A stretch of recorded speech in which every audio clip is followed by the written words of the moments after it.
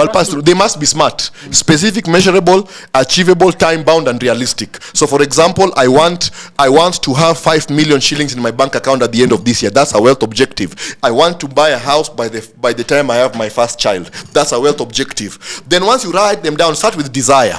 Once you write them down, now sieve them for realistic. So if you are saying, I want to buy a house in Karen by the time my first child comes, your wife is pregnant now, she's giving birth next month, and you are still in Umoja, it's not so realistic.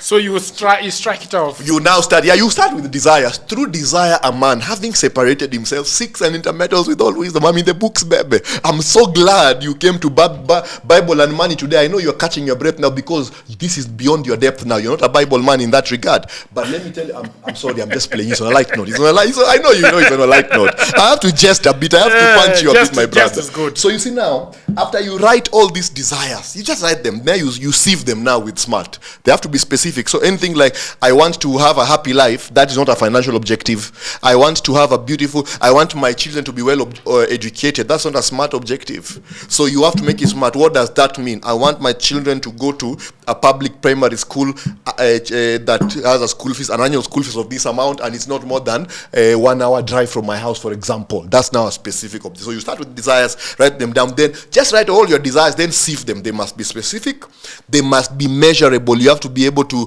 quantify them. You understand what I'm talking about? They must be achievable and so on. etc.